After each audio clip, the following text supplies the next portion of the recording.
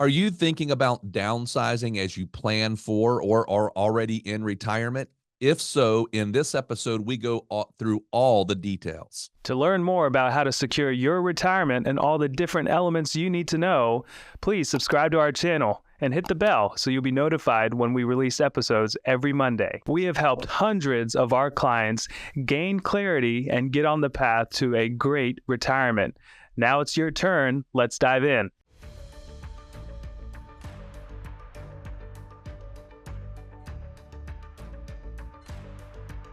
Welcome to Secure Your Retirement Podcast. Merce and I today are excited to have Nick Hymanson from our office on the podcast with us today. Just to kind of give you a little bit of what Nick's role and why we brought him on for this particular visit. Nick is a certified financial planner with our team, and he works a lot with our clients, helping them to think through, strategize, and implement their overall retirement plan to make sure that they are doing everything that they need to do to be able to be happy in retirement. But also there's sometimes adjustments that come about because of that. And one of the things that we try to do on this podcast is to really give you real life stories, real life situations. And so we're constantly talking about, hey, if we're running into this quite a bit, let's come on the podcast, talk about it, and see how we might be able to apply it. And so one of the conversations that we were having with Nick, the idea of downsizing came up. Now, we know there's a few different reasons why a person would what we call downsize. Downsize could simply be that we're trying to get into a less expensive home. That might be one idea. The other one, though, which is more common, is trying to downsize and say, well, I need to get into something that's better for me to get around. So can you kind of give us your perspective, Nick, of what you run into? Maybe, first of all, kind of give us a couple of the real life scenarios, high level, and then maybe we could dive into what that looks like. Yeah, I think the first scenario that I've run into and had a lot of conversations on is really the one around aging in retirement. So, for example, you've been in the same house for 30 to 40 years and you had kids in your house or whatever it may have been, and the house was set up for where you were 20 to 30 years ago, excuse me, and not really where you want to be in 10 to 20 years. So, really the first conversation is around, how do I move, or do I have the options here of moving into a house with a master bedroom on the first floor, somewhere where it's easy to get around, much more manageable than the house you are currently living in, which was really set up for a much bigger family in a whole different scenario. So that has been a very common conversation that I've been having with clients. And then the second scenario is maybe we're looking at more of a cash flow type scenario where you had this great house and it's had a mortgage on it for quite some time, and now we're looking to reduce that mortgage and the strain it may have on your financial plan. And so how do we do that and maintain a good living scenario for the next 10, 20 years so that you feel very comfortable in retirement from a cash flow perspective, but also in the house that you're living in throughout your retirement as well? Yeah, so let's talk about that first one because I think that one is rather common. Is, hey, we've been in this house for such a long time, and we know that we want to age in place is the term, right? We want to stay in this house as long as possible, but we know it's just not conducive of it. The stairs, there's too many stairs, or maybe it's too big, too much maintenance, and we want to downsize to make our lives a little bit simpler so that we don't have to worry about the yard, or we don't have to worry about going upstairs to go to bed, or we don't have to worry about cleaning 7 bathrooms when we only use 2, things like that. The issue that we run into in this area, and if you're listening and you live in the Raleigh, Cary, Durham area, is, well, downsizing has become a little bit difficult from a monetary perspective. All values have gone up.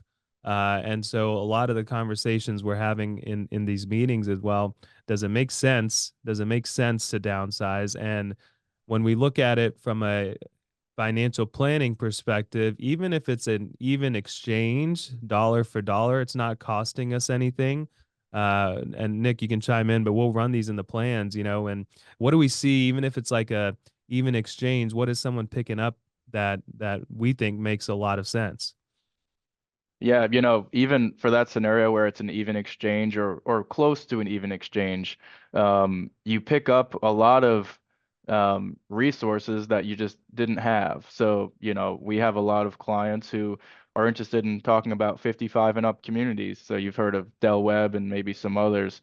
And they're building all around this area and many other areas across the country. So we have that conversation a lot of, well, you lose the large piece of land and maybe you lose some square footage in the exchange from going, up from where you are now to where you could be, but you pick up a lot of times maintenance on the yard. You pick up the peace of mind going around your house and not worrying about how am I going to get upstairs and not worrying about the extra cost of maybe having to put in an elevator or having to, go up and down the stairs every night. So there's things there in just living on a daily basis, and there's also a lot of other things that some other communities offer in related to landscaping and things on the outdoors as well. Not even talking about all the other benefits that communities like that have. So it's just it may be an even exchange, but there are a lot of benefits that you pick up when you make the move that maybe you weren't looking for 10 to 20 years ago, but now it's something that is really important. Yeah. So before we get into like a lot of detail about how we help people plan for that, let's just go ahead and talk about the other scenario, kind of like so we understand it, and then we'll come back and maybe talk about how do we show people the movement of money and all that good stuff. But for right now, let's talk about the other scenario where, and I think just in our experience, what we'll have is we'll have somebody who maybe they've got a house that Merce talked about it, highly appreciated, still owes maybe some money on it. But what the idea is, hey, if I sell this house and I, get out of it what I want, can I go find another place that maybe I just end up not having another mortgage? Or I reduce the mortgage considerably. That's another scenario. And then in the same token, maybe I go to a place that's more manageable, and back to the first scenario that we just talked about. So can you kind of give us maybe a couple of examples around that and kind of what maybe the situations could be that a person might be finding themselves in? Yeah, so that one scenario we've had a lot of conversations on as well. So in that, a lot of times we see someone's had a mortgage for a long period of time, and that was something that was okay, when they first retired, but now if they're 10, 15 years into retirement, that strain on cash flow, if you have that $1,000 to $3,000 mortgage, really makes a big difference. So, medical costs continue to go up through retirement. Cost of living adjustments will keep up with some of that, but not all of that. So we're always trying to analyze and optimize the plan to make sure that your cash flow and the assets that you have are going to last and also keep up with inflation and groceries and medical costs and all those things. So when we're looking at a plan specifically, we are looking at how much the mortgage costs, what it takes to potentially look at other options to reducing the mortgage, like Raiden said, or selling the house and moving into a house where you don't have that mortgage anymore. So you don't have that stress of knowing that you have to pay that monthly fee or that monthly payment. So that's the conversation that we have, and then we look at it from both sides. So what if we reduce the mortgage up by a little bit, and what does that do to the plan? Maybe that results in a few $100,000 extra by the later years in retirement. And so sometimes that helps out a lot. Or if we get rid of the mortgage altogether, that also helps out a tremendous amount because then you have maybe more money for travel or more money for extra or additional expenses that you may not have known, or some things, you just never know might come up, like medical expenses as well. So it just gives more flexibility into the plan if you have that additional cash flow and funds through your retirement. Yeah, a scenario that comes to my mind is a client that's been with us for quite some time, and while they were working, they could afford the mortgage. The house was rather large. The kids were still kind of figuring their lives out, so some of the kids were still in the house. And so all along the way, the planning process was at some point in the future, we are going to have to figure out a way to make this mortgage or this house more efficient. One, it's too big for you, and the other is that it's a little expensive on the monthly payment as far as a percentage of what our cash flow needs are. And so we had talked about that from the beginning, right? It wasn't a surprise to them 10 years later when I said, hey guys, we talked about this. We're at that point now, and we want to stay ahead of this. We're at that point now that, it makes sense to start considering this downsize that we've been talking about for a while. So a lot of times we're able, if we plan properly at the beginning, we're able to plan it out because, it's a house that they grew up, they grew in, they grew their family in. So it's not an easy thing. They wanted to hold on to it as long as possible, but they're also very realistic about the ability to hold on to it. And so the downsizing process came into play, right? Other conversations we have can be around, well, I like this idea of CCRCs. What about we sell our entire house and then we move into this continuous care retirement community? Those are conversations that we have with clients all the time too.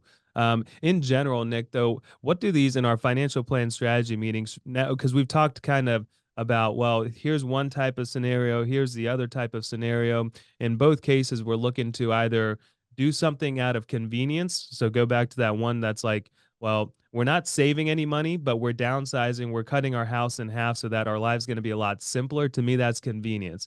And then the other scenario is we're doing it out of financial need, right? We need to cut the mortgage. We want to open up flexibility. We want to, make our cash flow better.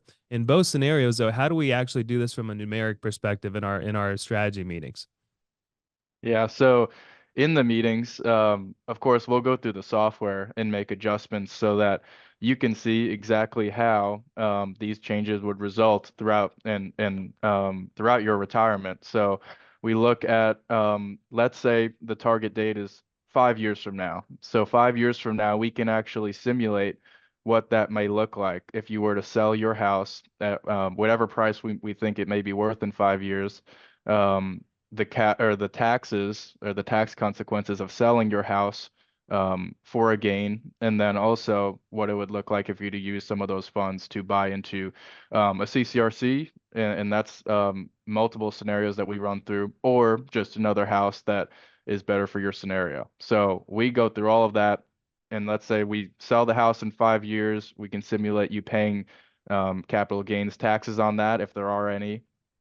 And then we can also simulate using those funds to buy into a new house and what that new scenario would look like for the rest of retirement. So it gives a really, really good kind of insight into if you were to make that decision, what it would look like, what are the effects it would have, and really the consequences from your cash flow on a daily basis.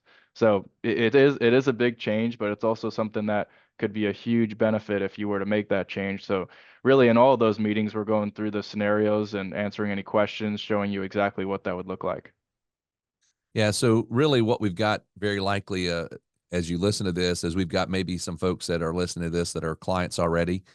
Maybe you're not a client and you're thinking, I'd like to be able to see what this would look like. And the thing is, we have folks all the time that well in advance of making a decision like this, they start looking at it. So this might be something that they're saying, hey, in 5 years, I want to think about this. And we run those plans. Nick is able to kind of help the person say, hey, if in 5 years you pay the house off or you sell the house, what would that look like? And you see all those cash flows. It is extremely beneficial as you think it through. It's a confidence builder. And so we see it all the time where a person goes, okay, I understand what I'm going to do. And there's all kinds of things we could do. We have folks that maybe have 2 homes and they're thinking, I want to keep both homes right now, but I'm probably going to sell one of those homes and take those proceeds and do something with that in 5 or 10 years. We can illustrate all of that for you within the financial planning software that we use. So if you're listening to this and you're thinking, hey, there is something I want to look at, all you need to do is go to our website, go to the top right-hand corner. So it's pomwealth.net, top right-hand corner, click on the schedule call button, and you're going to see our calendar come up, and we'll hop on a quick call. We'll assess the situation, and then we can get a visit set up where we can actually show you your specific illustration. So thank you very much, Nick. We appreciate you hopping on here with us, and we hope this has been a benefit to everyone listening. Have a great week. We'll talk to you again next Monday. We hope this video has given you some confidence and clarity as you plan for a worry-free life in retirement. But what else do you need? We have created a complimentary video course called 3 Keys to Secure Your Retirement. This video walks you through step by step what you need to do to get ready for retirement. You can also check out our podcast called Secure Your Retirement. You can subscribe below. For more retirement tips, check out these videos. Also, if you find them valuable, please subscribe to our YouTube channel and give us a like.